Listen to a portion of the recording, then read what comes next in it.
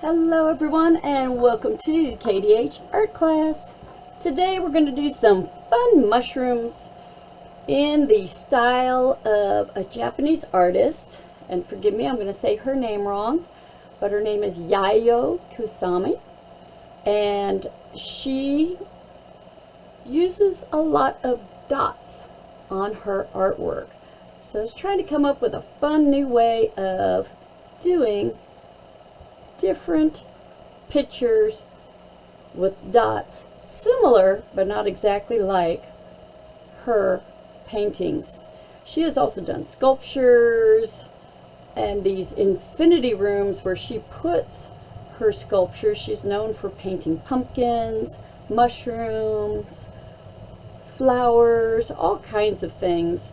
And she would do a bunch of pumpkins in a room where the walls are mirrors, and the reflection of those pumpkins made it look like it wasn't the 100 or so pumpkins in there, but it would look like there were thousands and thousands and thousands of pumpkins in there. So with that in mind, I came up with a fun little project. I was playing around here. We're going to alter this one a little bit, but basically you will need your paint set with the brush that comes with it, and a canvas. Of course, you're going to need a pencil to draw with. You will also need a plate for your palette. A palette is where artists mix their paints. And lots of paper towels. Hopefully not lots, but paper towel that you can wipe your brush with when you need to get the water drips off or anything like that. So I got a little crazy with that last one, so I'm going to reduce it down a little bit. We're going to focus on doing just one, maybe two little mushrooms.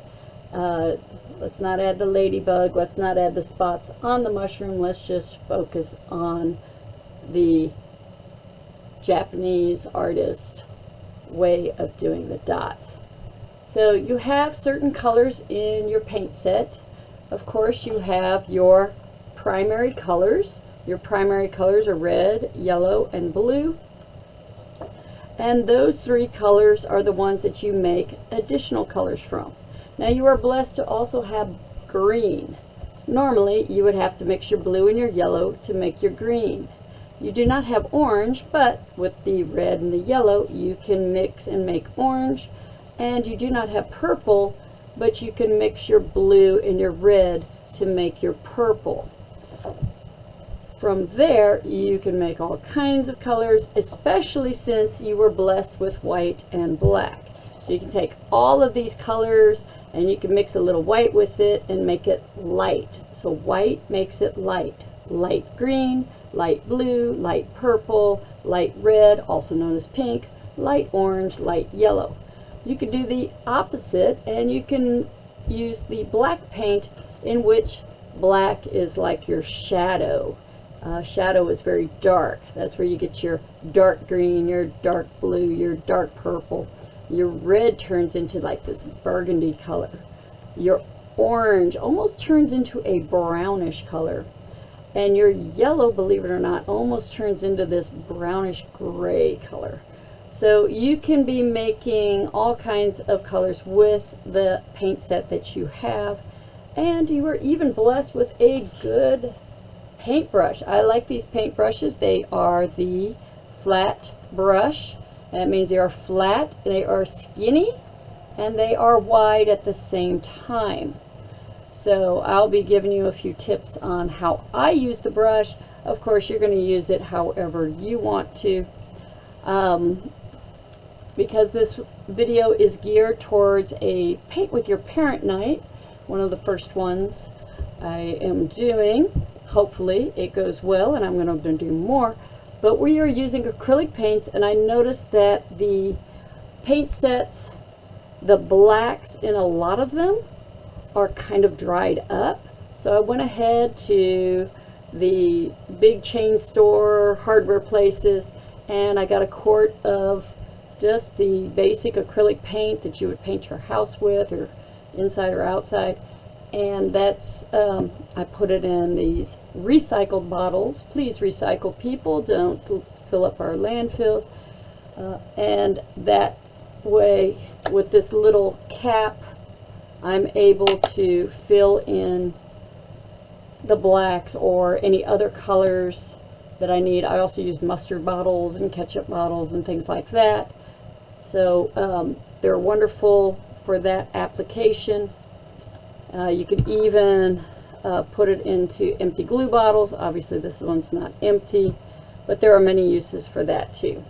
All right, with that being said, let's get started.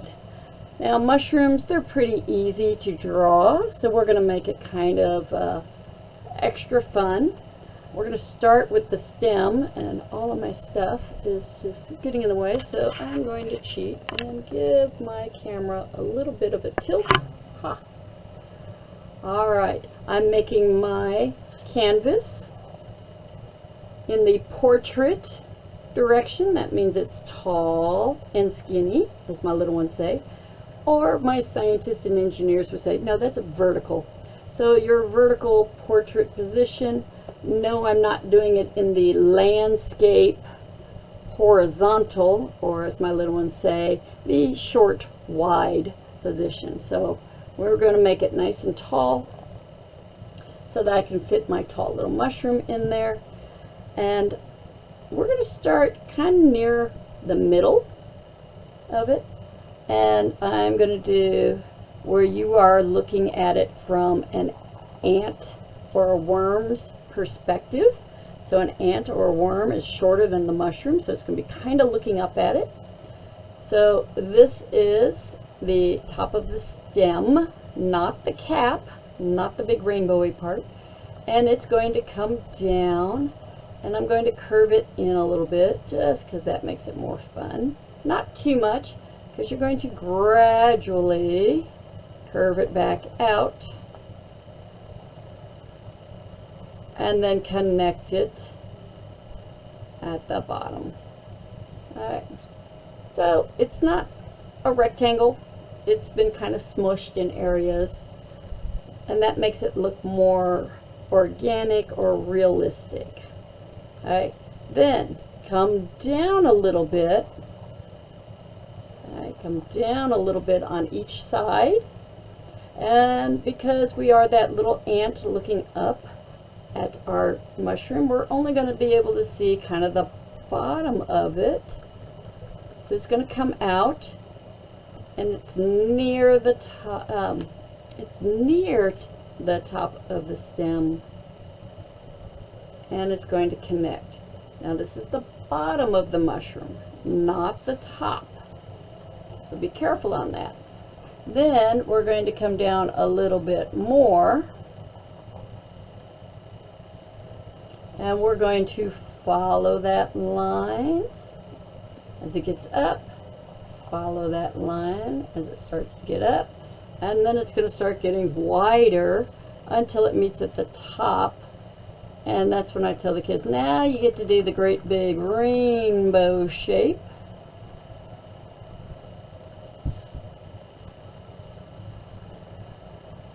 And voila, you'll have your little mushroom cap. If you want to add another one, it's always fun to have it kind of poke out a little bit. I'm going to give it a wider little bottom there. How fun is that? And again, coming down close to the top and connect. And then a little bit bigger for my rainbow shaped cap, and then it comes close to connecting there. So not quite as detailed as my other one. I think this will look better. As I tell the kids, we need to have a horizon line, so I like to do a line till it falls off on this side, jump over to the other side, and do a line till it falls off, and voila, your mushrooms are on the ground. That's your foreground, and you have your background behind it. All right, I am not going to go into too many details because we will add that with the polka dotted paint at the end. So, my personal suggestion is start with the colors you already have. Start using these colors up first, and then you can mix and add other colors afterwards. So let's just go a little cray-cray here. I'm going to go right into the blue. So I scooped it so it's on one side, but not really on the other side. This way I can get my edges, and I start a little bit away from the line. And now that I know how much my brush is going to smush out, then I can scoot towards it, and that helps me stay in the lines or touching the lines. I gradually go towards it, and then I use up the rest of the paint and smooth out my brush again in the middle area where I can go faster. Alright, need more paint. Get it on the one side, not the other. Bring it in, follow the lines. Okay. Then I'm going to come in, go a little bit faster. It kind of fills it in and cleans my brush and uses up the paint. I like to use it so that there's very little paint showing when I wipe. That means I've cleared off my brush. Now I'm ready to get a little bit, ooh, that's a little bit too much. Until I'm getting tired, and I'm going to follow my edge until it starts looking scratchy, and that tells me I need to stop. I'm going to need just a little more paint. I'm almost done. Painting is a quiet activity. It's peaceful, it's fun, it's relaxing, and Yayoi Kusame herself says she likes doing the polka dots because it helps her with her anxiety. She has anxiety issues, and for some reason making the polka dots calms her down. Some people, it might stress them out because they're trying to make the perfect polka dot. Alright, so there's my blue, and I think I might do a really contrasting color. So that means I'm changing colors. I need to clean my brush. I'm going to hold my water with one hand so it doesn't tip over. I'm doing the gentle little tap swish at the bottom. Notice there's no big splashing. I'm not going crazy. And then I'm touching my brush on the inside of my cup. But I still have a few little drips, so I might wipe it on my towel there. And I'm ready for my next color. I think yellow would be really bright and fun. Again, doing the one side, trying not to get it on the other side. It's not going to be perfect, but if you have it on both sides, it's just a little bit harder to control. Now, heads up, be careful. You have wet paint. If you're doing it in the same spot as I am, you might want to give it a little bit of space between your blue and the yellow, if you use blue and yellow like I did. Okay. Otherwise you're going to dirty up your brush, and that paint color is going to get mixed in, which is not always a bad thing. It could be a good thing. Bob Ross says there's no mistakes, only happy accidents. Maybe you want a little bit of the blue mixing in. Alright, so I have that, and I think it'd be kind of fun to maybe do something a little different on this mushroom. How silly am I? Uh-oh, I'm touching that blue quite a bit. Let's see what happens. Oh, yep, there it goes. I told you I was touching it. I have to be careful. but I kind of like it. Like I said, happy accident. I'll go ahead and continue. By golly, if I didn't even touch it again. Can't seem to get into that little area very well. Maybe it just needs to be on the baby mushroom a little bit. There we go. It almost gives it like a neat little shadow. Right there. So let me just do that. Give it a little bit of a shadow. There. Okay. So I've used my yellow up. Now I'm ready to clean my brush. Wipe away the excess water. And get ready for my next color. I think it'd be fun to maybe do a different blue up here. In which case, I am going to grab my palette. As you can tell, I've played around with all kinds of colors in there. And I said I wanted a blue, but I'm thinking like a baby blue. So I'm going to grab some white first, because white makes it light. I'm going to get a big old glob of white. I'm going to put it over here in my blue section of my palette, even though all that stuff is dry. You never know. By the time I get it wet, it might mix in. Alright, so white makes it light, so if I want a light blue, I use white and a little bit of blue. Okay. That might be a good amount. So I need less blue because blue is darker and stronger than the white. And I mix it to make my baby blue. See how you can make a nice white light blue?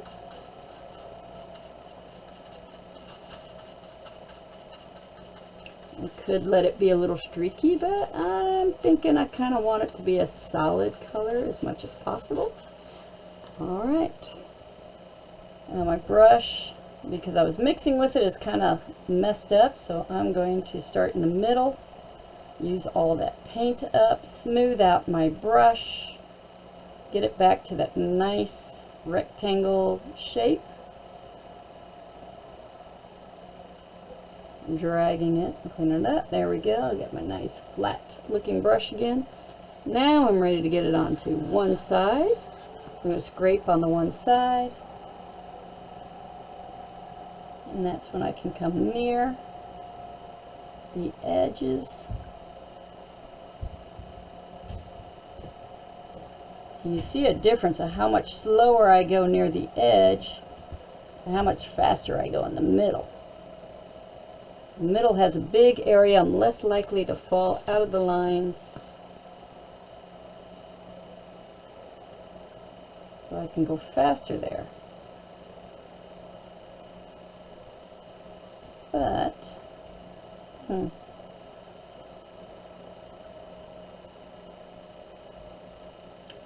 But when I get near the lines, I have to slow down and make sure I do stay inside the lines.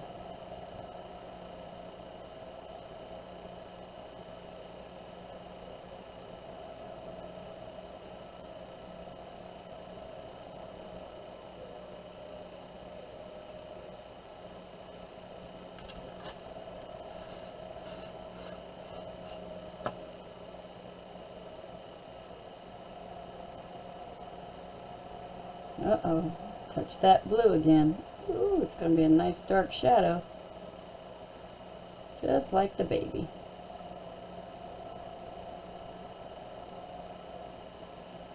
Might as well add a little shadow on this side.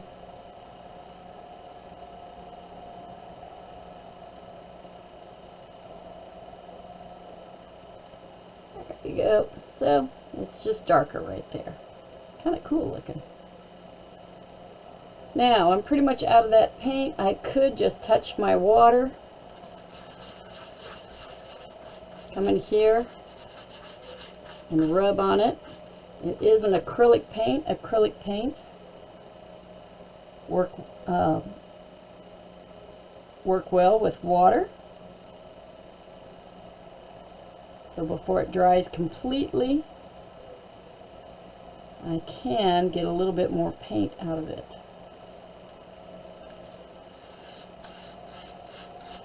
Is it enough, or do I need to mix more?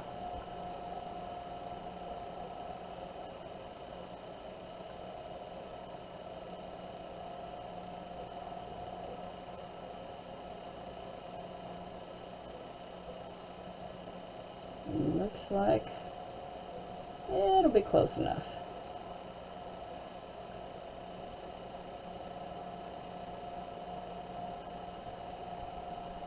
There we go. Voila, close enough. Perfect. Well, so much for doing the stem with that color. So what other color can I use? Oh, I could use... Wipe off extra little paints. I could use a red. Now this red in here happens to be really dry, so I'm literally going to dip it into my water to let it moisten up. And then I'm going to mix it on my palette, on my canvas. Looks like I got a little too much water in there.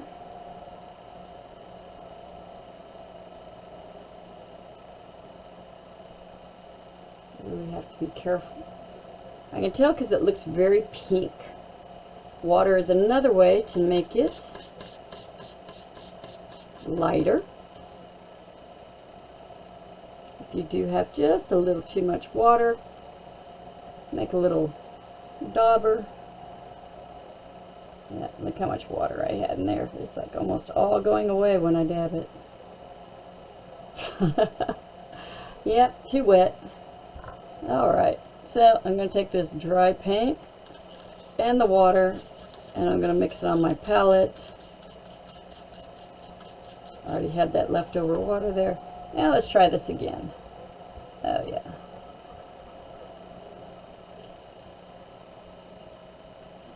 Oh, look at that. You just learned that you can make a light color by adding more water, or you can use the white paint. There's two ways.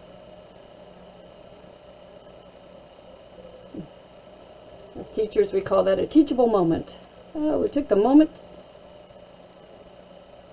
since it came up to teach you. Mini lesson. There we go. Okay. Then I think I'm just going to do a little yellow and a little red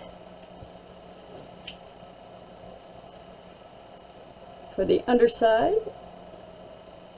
And of course, when I said I'm going to use yellow and red, that's going to make the orange color. So a little bit of the yellow.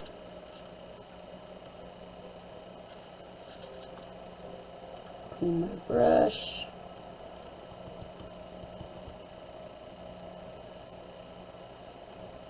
And a bit of this dry red.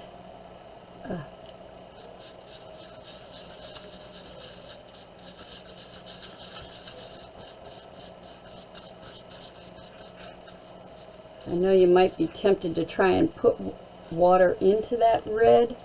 Don't do it. If you have too much, you're kind of stuck with it. So just kind of stick with it here. Add water as necessary on your palette. Don't do it on your canvas like Miss Howard did. There you go. Look at how adorable. Okay. Alright, I think the last thing I'm going to do is I'm going to paint the little grass green, of course.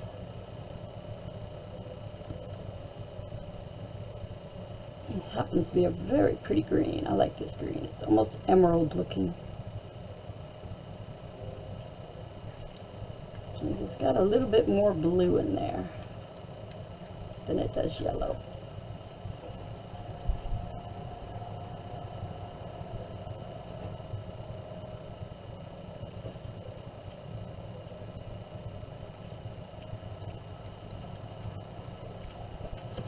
Now, of course, you can choose whatever colors you want to. You are the artist, you are in charge.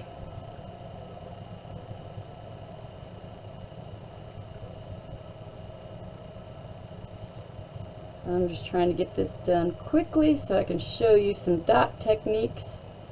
In the process, you learned a few other techniques.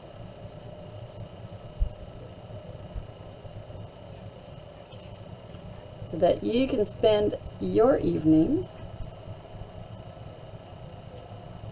or your day, depending on when you're working on this, painting it however you want.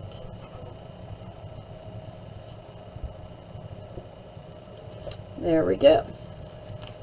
All right, let's talk polka dots. So dots are like these little circles that are all over the canvas in the Yayoi Kusami paintings.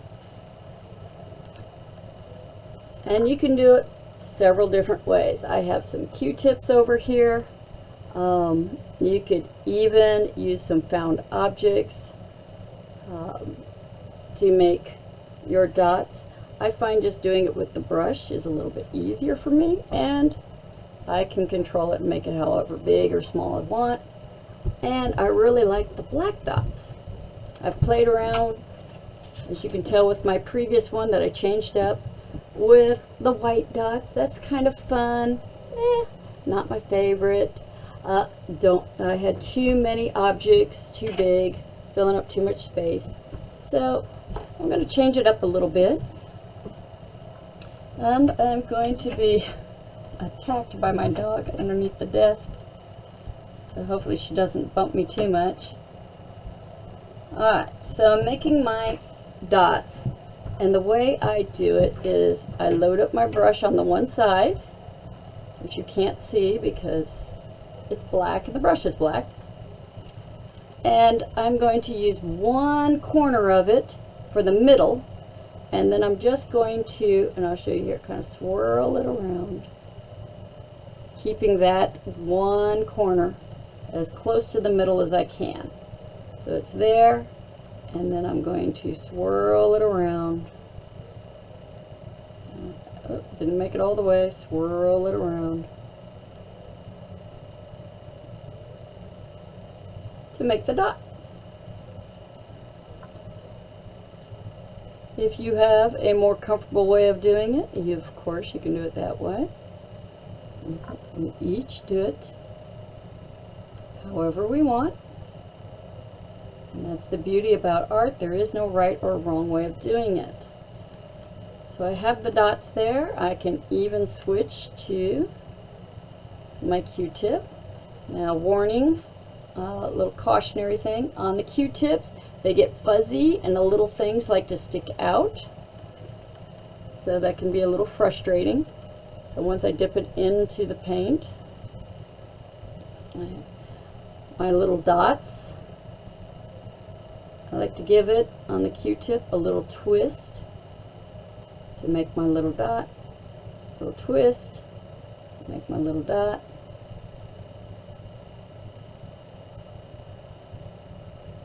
Oh wow, that one did not behave very well. And it's drying out, so it's getting a little bit light in the middle.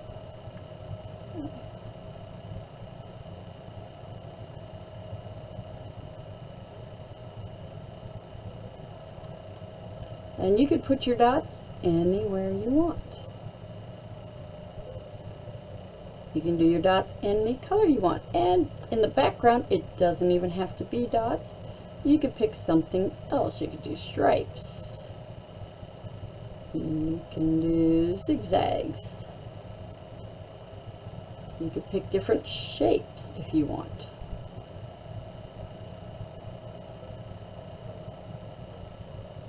So I'm turning my Q-tip a little bit sideways because my whole Q-tip doesn't quite fit in there. So you can do, again, your dots anywhere and any way that you like. I'm going to go ahead and let you enjoy your time painting. And I hope you enjoyed this little lesson. I know I did. I'm running out of my paint. Actually, I have some from my previous one. I've done several of these. So that's exciting, is that you will have leftover paint that you can take home. And you can either paint some rocks or paint some paper.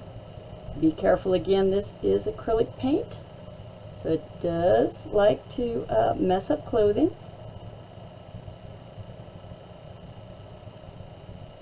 You could do semicircles to change it up a little bit. Semi meaning half of a circle. Big circles in your background, little circles on your shapes, a mixture of big and little circles. Again, these are all just different ideas.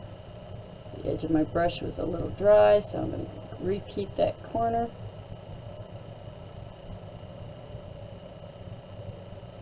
Yep.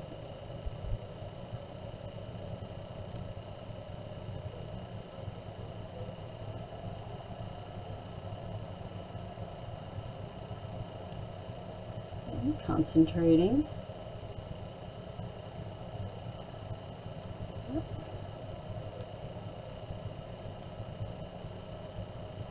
And I like the idea of the big dots on the outside, little dots on the inside. No, you do not have to do it my way. You, again, are the artist. You get to decide where you want your dots, what size you want your dots, if you even want to do dots.